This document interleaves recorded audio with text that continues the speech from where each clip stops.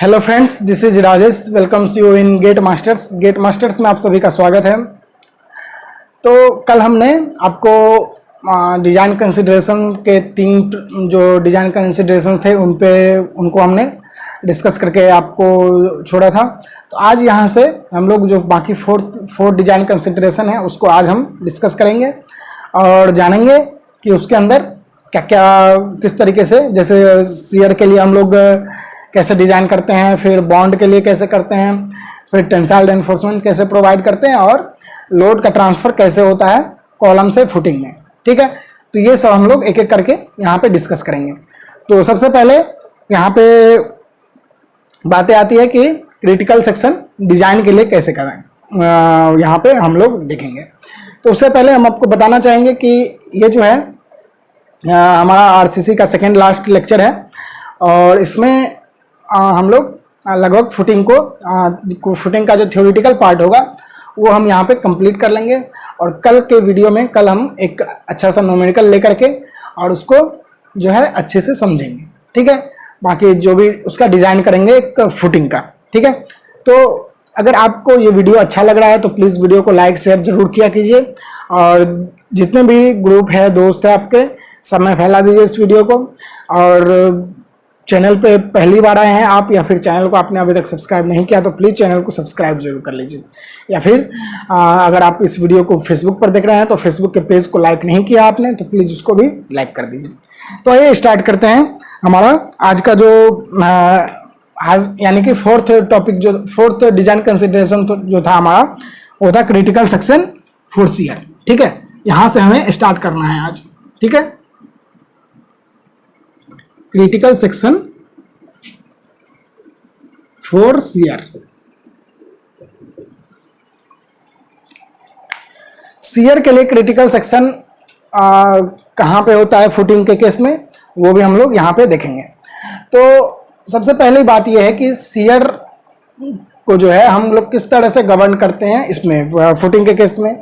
तो शियर में जैसे हम लोग स्लैब जब पढ़ रहे थे तो वहाँ भी डेप्थ का जो हम लोग डेप्थ लेते थे वो शियर का ही क्राइटेरिया फॉलो करते हुए लेते थे। यहाँ भी वही बात है, एक तरह का हम लोग फुटिंग को देखें तो एक तरह से ये एक प्लेट एलिमेंट ही है और स्लैब की तरह भी स्लैब का कुछ हद तक यहाँ पे भी जो कंसिडरेशन डिजाइन कंसिडरेशन वो यहाँ पे फॉलो होता है।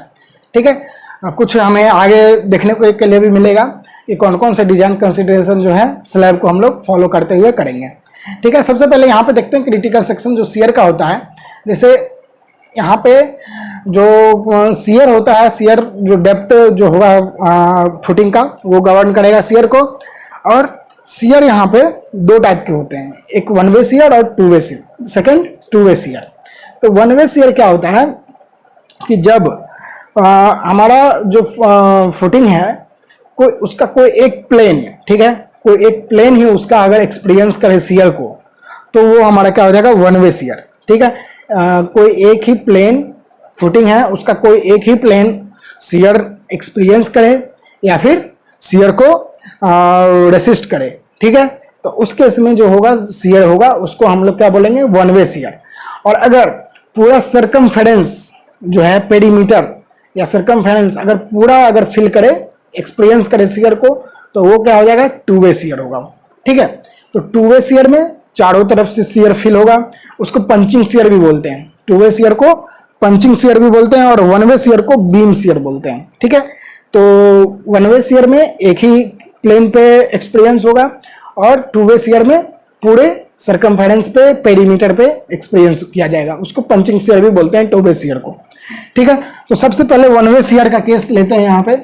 इसमें हम लोग जैसे फर्स्ट है वन वे शियर।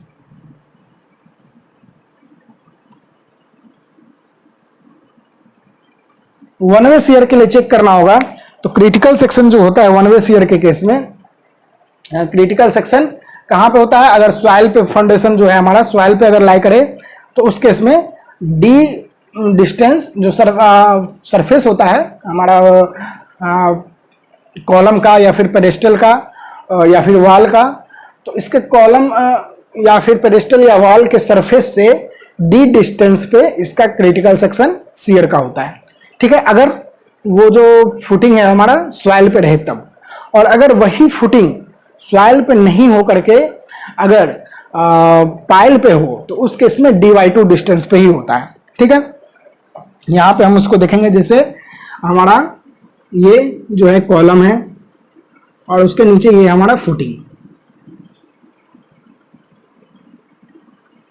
तो इस केस में जो क्रिटिकल सेक्शन कहां पे होगा, d डिस्टेंस पर।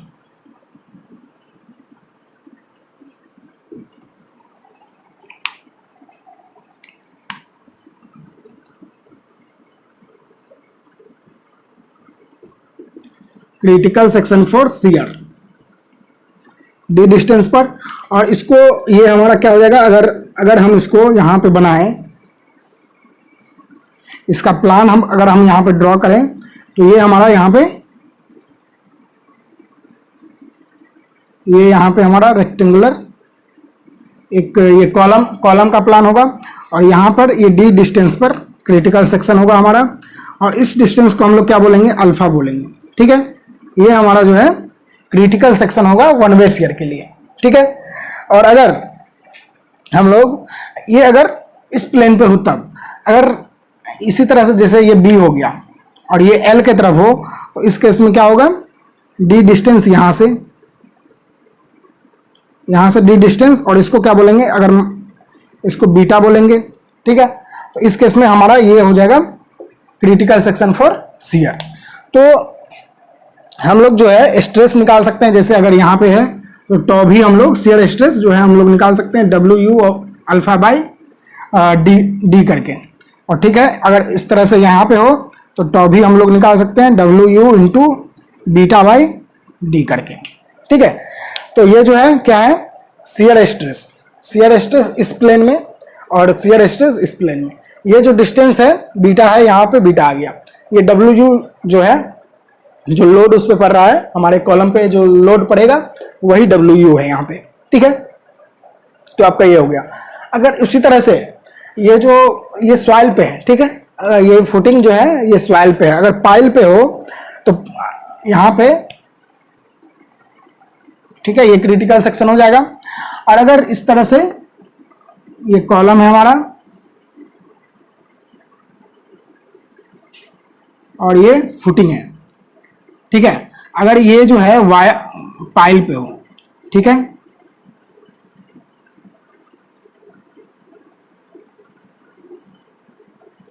ये पाइल पे अगर हो तो उस केस में इसका क्रिटिकल सेक्शन कहां पे हो जाएगा, d/2 डिस्टेंस पर। ठीक है, ये जो है डिस्टेंस d/2 हो जाएगा। ठीक है, d/2 यानी कि जो सरफेस है कॉलम का, पेडेस्ट्रल का या फिर आरसीसी वॉल का, इसके सरफेस से d/2 डिस्टेंस पर इसका क्रिटिकल सेक्शन फॉर शियर होगा। ठीक है, और इस केस में शियर में अगर शेप बनाना है, हमारे सेक्शन को, अगर हमारे फुटिंग को अगर शियर में शेप बनाना है, तो उस केस में जो ये टॉभी है, टॉभी का जो वैल्यू है वो लेस देन होना चाहिए k इंटू टॉसी से। ठीक है, k इंटू टॉसी से लेस होना चाहिए। ठीक है, लेस होना चाहिए, मतलब इसका जो वैल्यू है अगर लेस करे या फिर नॉट ग्रेटर देन करे। ठीक है, जो शियर स्ट्रेस इस पर होना चाहिए वो k इंटू टॉसी से ज्यादा नहीं होना चाहिए, ऐसे हम लोग इसको बोल सकते हैं। k जो है यहाँ पे डेप्थ पे डिपेंड करता है, और यहाँ पे जो k का वैल्यू है हम लोग 1 लेते हैं। ठीक है, इसका k का वैल्यू कितना लेते हैं, 1 लेते हैं। और हम लोग स्लैब में कितना लेते थे k का वैल्यू, से k का भी वैल्यू अगर स्लैब में भी यहाँ पे हम लोग चेक करते थे शियर के लिए, तो टॉवी का value not greater than k into टॉसी करते थे, और वहाँ पे जो k का वैल्यू है वो 1.3 लेते थे, लेकिन यहाँ पे k का वैल्यू 1 लेंगे। आपको ये ध्यान रखना है। ठीक है, k जो है किस पे डिपेंड करेगा, डेप्थ ऑफ फुटिंग पे। ठीक है, और टॉसी क्या है, टॉसी हमारा शियर स्ट्रेंथ ऑफ सॉइल है। ठीक है, ये किस पे डिपेंड करता है, परसेंटेज ऑफ टेंसाइल रेनफोर्समेंट पे। ठीक है, तो परसेंटेज ऑफ टेंसाइल रेनफोर्समेंट कुछ अडॉप्ट करेंगे और उसके कॉरेस्पॉन्डिंग देखेंगे कि इसका वैल्यू क्या आता है। ठीक है, तो ये हम लोग वन वे शियर कर लिए। अब वन वे शियर में इस तरह से हम लोग इसको चेक कर लेंगे। ठीक है, लोड निकालना, स्ट्रेस निकालना होगा तो यहाँ से हम लोग निकाल लेंगे, कुछ नहीं करना है, यहाँ से स्ट्रेस निकालना है, कोई किसी एक जो भी लागू होगा उससे स्ट्रेस निकालना है और उसको कंपेयर करना है क्रिटिकल सेक्शन में सेफ है कि नहीं है। ठीक है, सेफ हमें करना है, डिजाइन करना है तो हमें सेफ रखना होगा। तो सेफ रखना है तो इस तरीके से डिजाइन करना होगा हमें कि इसमें सेफ रहेंगे। ठीक है, उसके बाद अगर ये वन वे शेयर हो गया, अगर टू वे शेयर का केस आ जाए तो हम क्या करेंगे? तो जब टू वे शेयर का केस आ जाए तो उसमें भी हम लोग सेफ बनाएंगे। तो हम लोग जो भी देखिए, जो भी सेक्शन हम लोग डिजाइन करेंगे उसको वन वे और टू वे, क्योंकि हमें डिजाइन से पहले ये तो पता नहीं है कि ये वन वे शेयर इसमें लगने वाला है या फिर टू वे शेयर लगने वाला है। हो सकता है हम वन वे शेयर के लिए डिजाइन करें लेकिन टू वे शेयर भी इस पर लग जाए, तो ये दिक्कत है। तो इसीलिए हम लोग जो है दोनों को सेटिस्फाइड करेंगे। यहाँ पे टू वे शेयर के लिए भी हम लोग इसको डिजाइन कर लेंगे। ठीक है, इसको ऐसे डिजाइन करेंगे कि टू वे शेयर में भी ये सेफ हो जाए। तो टू वे शेयर में हमने आपको बताया था कि जो एक्सपीरियंस किया जाता है वो सरकमफेरेंस पे यानी कि पेरीमीटर पे एक्सपीरियंस किया जाता है। तो अगर हम देखिए यहाँ पे एक हमने यहाँ पे आपके सामने ये बना रहे हैं, एक ये क्या है, ये जो हमारा फुटिंग है। ठीक है, इसके ऊपर जो है रेक्टेंगुलर ही बनाते हैं। चलिए यही रहने दीजिए। ये क्या है,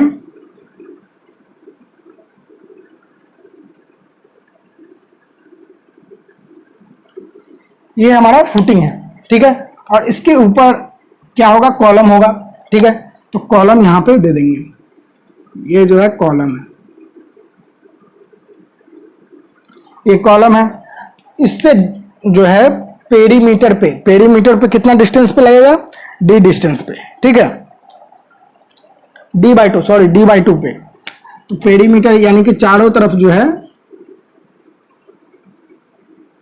ये डिस्टेंस जो होगा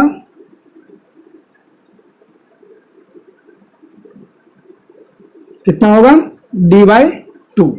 ठीक है, ये चारों डिस्टेंस डी बाई टू, यानी कि अगर ये ए है अंदर वाला, अगर ये ए है और ये बी है तो कितना, ये बाहर वाला कितना हो जाएगा, ए प्लस डी, और ये हो जाएगा B plus D. D by two इधर और डी बाई टू इधर, तो डी हो गया टोटल, और डी बाई टू ऊपर डी बाई टू नीचे, तो ये टोटल डी हो गया। तो ये बी प्लस डी और ये ए प्लस डी, ये जो है इतने सरफेस पे लगेगा। इसका क्या क्रिटिकल सेक्शन ये चारों तरफ होगा। ठीक है, यहां से हम लोग इसको देख सकते हैं।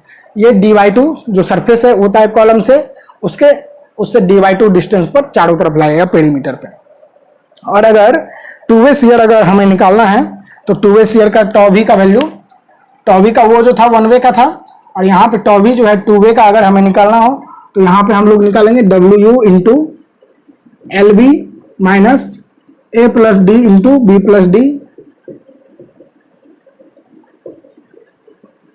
Divided by two D into A plus D plus B plus D. ठीक है, देखिए आप इसको ये क्या है, डी है हमारा, ये डी हो जाएगा।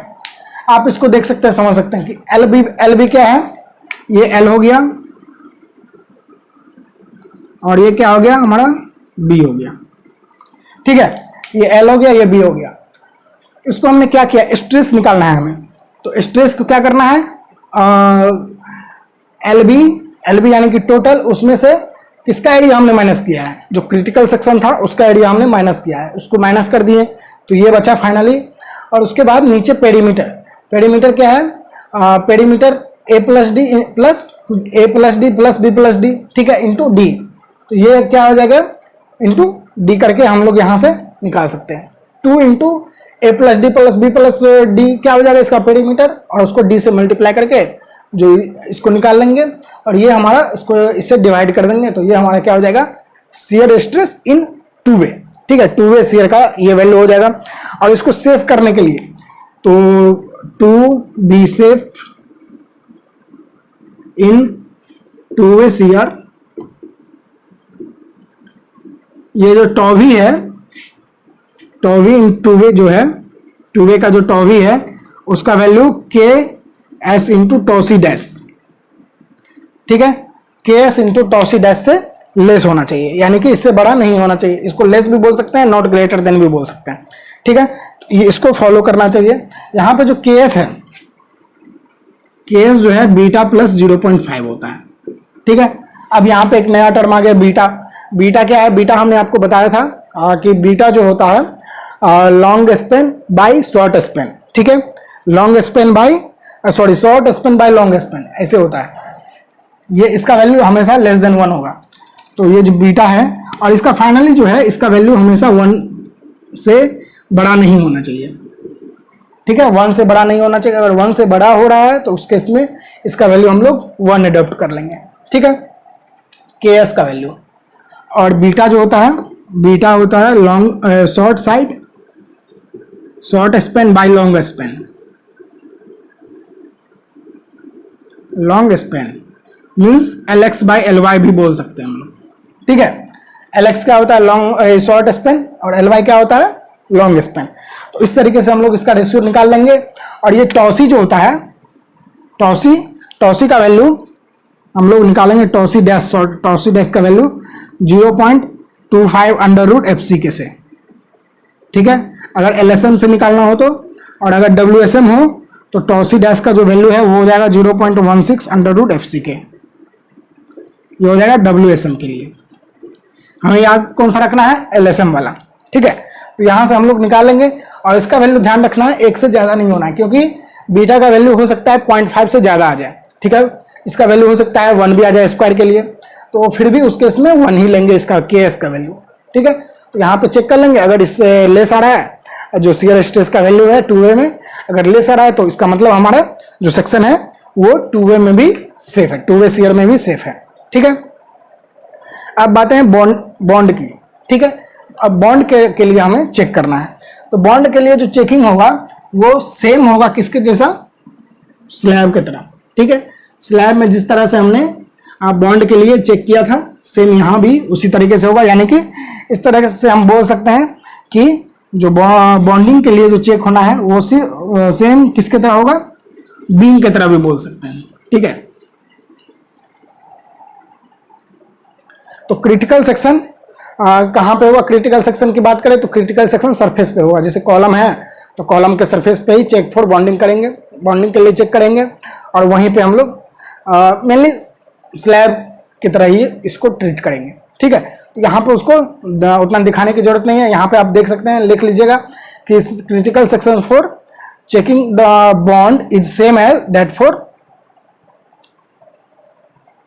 बेंडिंग, ठीक है। बेंडिंग के लिए हमने जो चेक किया था सेम होगा इसके लिए भी, बेंडिंग के लिए भी। बेंडिंग में हमने क्या किया था? बीम के लिए जो होता है, स्लैब के लिए होता है, वही सेम यहाँ भी होता है। तो बेंडिंग में मेनली हमने देखा था कि जो इसका सरफेस पे, यानी कि अगर कॉलम या फिर पेडेस्टल या फिर फुटिंग वाल है, तो उस केस में जो उसका क्रिटिकल सेक्शन फॉर बेंडिंग होता है कहाँ पे होता है? सरफेस पे, ठीक है। कॉलम या फिर पेडेस्टल या फिर वॉल के सरफेस पे ही क्रिटिकल सेक्शन फॉर बेंडिंग होता है। तो वहाँ पे हम लोग इसको देख लेंगे, ठीक है। यहाँ पे हमें इसको देखने की जरूरत नहीं है। यहाँ पे डायरेक्ट अगर क्रिटिकल सेक्शन फॉर बॉन्ड की बात होगी तो उस केस में हम डायरेक्ट बोल देंगे यहाँ पे कि critical section for bond in footing is same as the critical section for bending, ठीक है। उसको कंप्लीट करेंगे। अब बातें आती है टेंसाइल एनफोर्समेंट की। 6 है टेंसाइल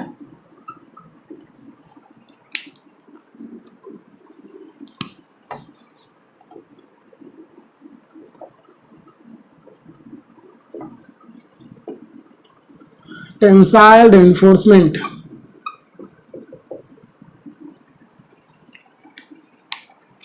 टेंसाइल एनफोर्समेंट जो यहाँ पे प्रोवाइड होगा सेम स्लैब की तरह ही होगा, लेकिन कुछ इसमें क्राइटेरिया। टेंसाइल एनफोर्समेंट जो हम लोग प्रोवाइड करेंगे वो सेम होगा स्लैब के कंडीशन की तरह।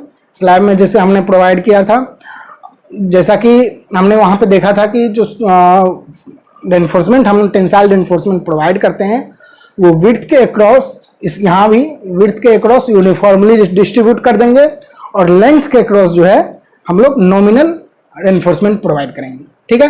तो नॉमिनल एनफोर्समेंट इस केस में हम लोग लेंथ के अक्रॉस और विड्थ के अक्रॉस जो है यूनिफॉर्मली डिस्ट्रीब्यूट करेंगे, ठीक है। तो ये बातें हो गई वन वे के केस में। अगर 2 वे का केस है और स्क्वायर फुटिंग है, 2 वे में अलग अलग होगा, एक स्क्वायर के लिए अलग और रेक्टेंगुलर के लिए अलग। तो अगर स्क्वायर फुटिंग है तो उस केस में जो है दोनों डायरेक्शन में, यानी कि लेंथ हो या विड्थ हो कुछ भी हो, क्योंकि यहाँ पे ना कोई छोटा है ना बड़ा है, दोनों बराबर है, तो उस केस में दोनों डायरेक्शन में हम लोग इक्वली डिस्ट्रीब्यूट करेंगे। ठीक है, इक्वली डिस्ट्रीब्यूट करेंगे और फुल विड्थ और फुल लेंथ में हम लोग फुल लेंथ और फुल विड्थ में हम लोग क्या इसको प्रोवाइड करेंगे स्टील को। ठीक है, तो इसको हम लोग देखेंगे। और अगर रेक्टेंगुलर का केस हो तो रेक्टेंगुलर में क्या करेंगे कि लॉन्गर डायरेक्शन में यूनिफॉर्मली डिस्ट्रीब्यूट करेंगे। जो लॉन्गर डायरेक्शन होगा उसमें यूनिफॉर्मली डिस्ट्रीब्यूट करेंगे, और जो शॉर्टर डायरेक्शन होगा उसमें दो शिफ्ट में डिस्ट्रीब्यूट करेंगे, एक सेंट्रल बैंड में मतलब बीच में, और उसके बाद जितना बचा उसको आधा आधा करके दोनों साइड कर देंगे। और उस सेंट्रल बॉन्ड में कितना होगा वो हम देखेंगे, और बाकी बचा हुआ जितना होगा उसको आधा आधा करके दोनों साइड कर देंगे, उसको भी हम लोग अच्छे से देखेंगे। ठीक है, तो वन वे में क्या करना है, जैसे वन वे की बात करते हैं पहले। वन वे में विड्थ के क्रॉस जो है यूनिफॉर्मली करना है, और लेंथ के क्रॉस नॉमिनल डिस्ट्रीब्यूशन करना है। ठीक है, और टू वे की बात करें तो टू वे में दो केस आता है, एक स्क्वायर की और सेकंड रेक्टेंगुलर की। ठीक है, अगर स्क्वायर है तो दोनों डायरेक्शन में लेंथ और विड्थ हो या फिर विड्थ हो, दोनों केस में यूनिफॉर्म डिस्ट्रीब्यूशन होगा। और अगर रेक्टेंगुलर की बात है तो लॉन्गर डायरेक्शन में यूनिफॉर्मली डिस्ट्रीब्यूट होगा, और शॉर्टर डायरेक्शन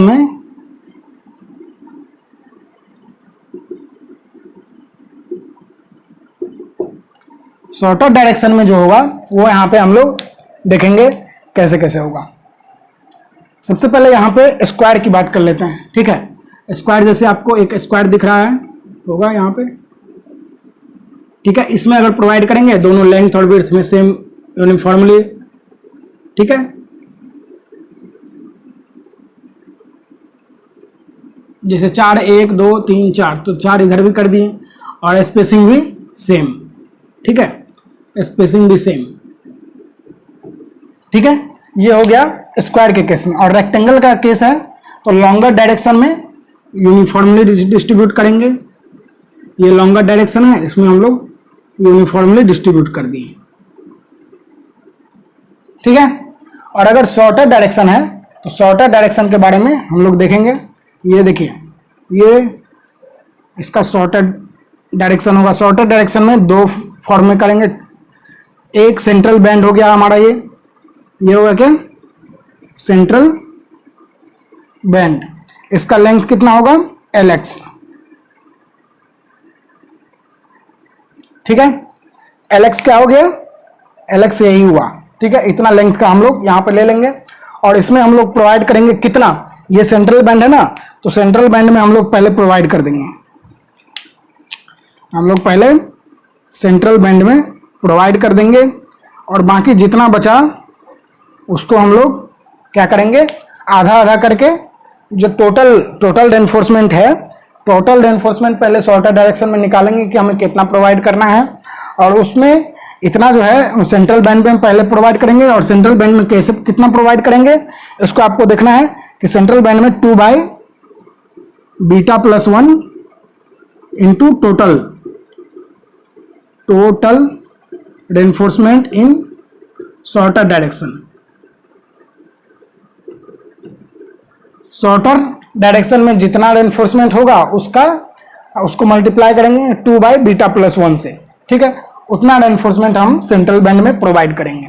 ठीक है, उसके बाद जितना बचा, ठीक है, टोटल यानी कि इसमें से इसको माइनस कर देंगे, यानी कि 2/β+1 इसमें से -1 कर देंगे, तो यानी कि 1 माइनस इतना कर देंगे, तो ये जो है हमारा बचा हुआ रेनफोर्समेंट होगा, उसको आधा आधा दोनों साइड कर देंगे। ठीक है, बीटा क्या है यहाँ पे, बीटा को हमने बताया था कि बीटा जो है यहाँ पे क्या है, बीटा जो है लॉन्गर बाय शॉर्टर है, ठीक है। तो एल वाई बाय, यहाँ पे देखिए पहले हमने आपको बताया था कि बीटा जो शेयर वाले केस में बीटा जो था शॉर्टर बाय लॉन्गर था, ठीक है। लेकिन यहाँ पे लॉन्गर बाय शॉर्टर होगा, यहाँ पे जो है beta L Y by L X है, ठीक है।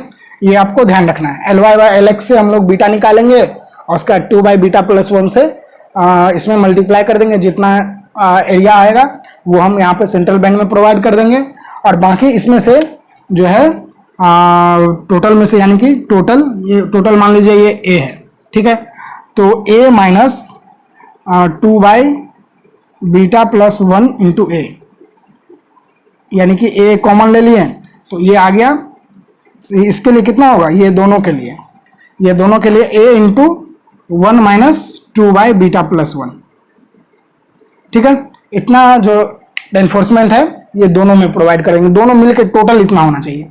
और आधा आधा करें तो इसका a/2 इंटू ये हो जाएगा, ठीक है। तो ये हमारा बाकी में प्रोवाइड हो गया। ये कितना इसका लेंथ हो जाएगा, L Y minus L X by 2, ठीक है। L Y minus L X by 2 ये हो जाएगा। दोनों साइड प्रोवाइड कर देंगे यूनिफॉर्मली, ठीक है। दोनों साइड यूनिफॉर्मली प्रोवाइड करना है, ठीक है। तो ये बातें हो गई टेंसाइल एनफोर्समेंट का। और टेंसाइल एनफोर्समेंट के बाद अब हम लोग आते हैं इस पे कि जो लोड का ट्रांसफर होता है कॉलम से लेकर के फुटिंग में, तो वो कैसे होता है, ठीक है। उसको हम लोग अब देखेंगे कि देखिए जैसे लोड अब आता है कॉलम के ऊपर लोड लगा, ठीक है। स्लैब से लोड ट्रांसफर हुआ कॉलम में, और कॉलम में जो लोड लगा उसको ट्रांसफर करना है हमें किसमें, फुटिंग में। तो फुटिंग में कैसे ट्रांसफर होगा, जैसे आप देख सकते हैं, रुकिए हम आपको यहाँ पे एक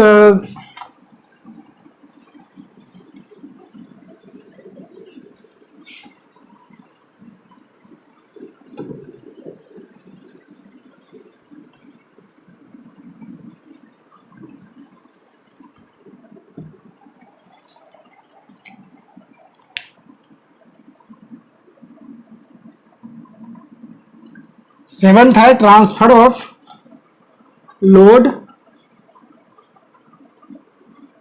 at the base of column. Base of column पे लोड का ट्रांसफर कैसे होगा, ठीक है। तो एक बात आपको पता होगा कि जो सॉइल का बियरिंग स्ट्रेस जो है, बियरिंग कैपेसिटी कुछ होता है, और उस बियरिंग कैपेसिटी का जो वैल्यू है वो कभी भी मतलब बियरिंग स्ट्रेस से कम नहीं होना चाहिए। अगर कम होगा तो हमारा क्या होगा, जो स्ट्रक्चर है वो फेल कर जाएगा, सेटल कर जाएगा, ठीक है। तो इस केस में आप देख सकते हैं, जो देखिए ये जो है हमारा एक, इसको आप ऐसे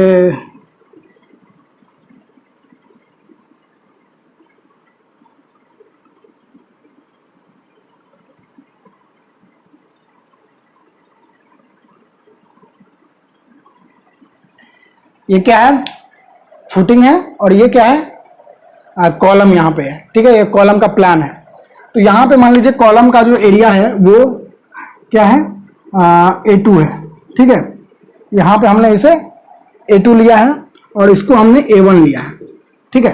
तो ये A2 क्या हो गया, A2 हो गया कॉलम का जो क्रॉस सेक्शन एरिया है, और A1 क्या हो गया, जो इसका यानी कि स्लैब का, सॉरी फुटिंग का जो क्रॉस सेक्शन एरिया है वो A1 हो गया। तो कभी भी इसका वैल्यू जो है under root of A1 by A2 का वैल्यू कभी भी 2 से ज्यादा नहीं होना चाहिए, ठीक है। 2 से ज्यादा नहीं होना चाहिए बियरिंग में, इसको सेफ करने के लिए, ठीक है। और परमिसिबल बियरिंग स्ट्रेस जो होता है, परमिसिबल बियरिंग स्ट्रेस हम लोग यहां से इसके हेल्प से निकाल सकते हैं। कभी भी जो बियरिंग स्ट्रेस होगा ना, परमिसिबल से ज्यादा नहीं होना चाहिए, ठीक है। तो परमिसिबल बियरिंग स्ट्रेस ये हो जाएगा इसका 0.45 FCK into under root A2 by A1, sorry A1 by A2, A1 by A2, 0.45 FCK under root A1 by A2। ये हो जाएगा LSM के केस में, और ये हो जाएगा LSM के लिए, और WSM के लिए क्या हो जाएगा 0.25, ठीक है, 0.25 एफसी के इंटू A1/A2, ये हो जाएगा WSM के लिए। ठीक है, तो ये क्या है, परमिसिबल वैल्यू। और इस परमिसिबल वैल्यू का जो है ये इस परमिसिबल वैल्यू से जो स्ट्रेस का वैल्यू है कभी भी एक्सीड नहीं करना चाहिए। और ये कहाँ पे देखेंगे हम लोग, जो क्रिटिकल सेक्शन होता है इसके लिए, बियरिंग स्ट्रेस के लिए जो क्रिटिकल सेक्शन होता है वो हम लोग कहाँ पे देखते हैं, कॉलम और फुटिंग का जो इंटरफेस है होता है। ठीक है, कॉलम और फुटिंग का जो इंटरफेस है वहाँ पे इसका क्रिटिकल सेक्शन होता है, और वहाँ पे हम लोग चेक करेंगे कि बियरिंग स्ट्रेस का जो वैल्यू है वो कितना आ रहा है, और उस बियरिंग स्ट्रेस का वैल्यू हम लोग इंटरफेस पर चेक करके इसके साथ मैच करेंगे, इससे कम है कि ज़्यादा है। अगर कम है तब तो सेफ है, अगर कम नहीं है, ज़्यादा है तो दिक्कत है। ठीक है, और इसका वैल्यू चेक करके अगर मान लीजिए इसका वैल्यू अगर क्या हो गया, परमिसिबल का जो ये जो स्ट्रेस है अगर परमिसिबल से ज़्यादा का एक्सीड हो रहा है, यानी कि जो कंक्रीट में जो स्ट्रेस है वो परमिसिबल से ज़्यादा है, तो इस केस में हमें जो है एक्स्ट्रा बार हमें प्रोवाइड करना होगा।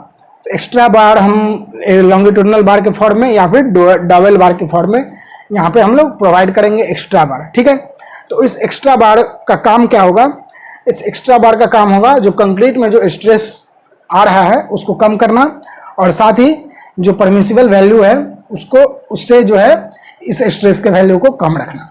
ठीक है, तो इस तरीके से हम लोग यहाँ पे डबल बार हम लोग प्रोवाइड करेंगे, जिसको हम लोग एक्स्ट्रा लॉन्गिट्यूडनल बार भी बोलेंगे, उसको प्रोवाइड करके हम लोग इसको ओवरकम कर सकते हैं। ठीक है, जो और यानी पहले तो लॉन्गिट्यूडनल बार प्रोवाइड करेंगे जो हमारे स्ट्रेस को ट्रांसमिट करेगा किसमें, कॉलम से फुटिंग में। ठीक है, तो वो जो बार होगा उसको हम लोग पहले डिजाइन करेंगे। ठीक है, तो जैसे एक बार के द्वारा कितना फोर्स ले सकता है वो। ठीक है, एक बार जो है कितना फोर्स मैक्सिमम ले सकता है, तो यहाँ पे हम लोग देख सकते हैं maximum force that can be developed by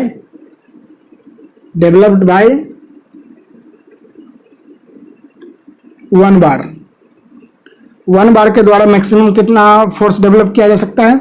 तो अगर ये इसमें किसकी बात कर रहे हैं, फुटिंग में। ठीक है, तो LD क्या हो गया, डेवलपमेंट लेंथ ही उसमें होगा ना फुटिंग में, तो development length into pi D मतलब डाया को फाई से डिनोट करते हैं, तो LD इंटू फाई, और अगर इसका जो स्ट्रेस है एक का टॉ BD है तो ये हो गया। ठीक है, ये जो है एक बार इतना फोर्स डेवलप कर सकता है। तो अगर हमारे पास जो है अगर 10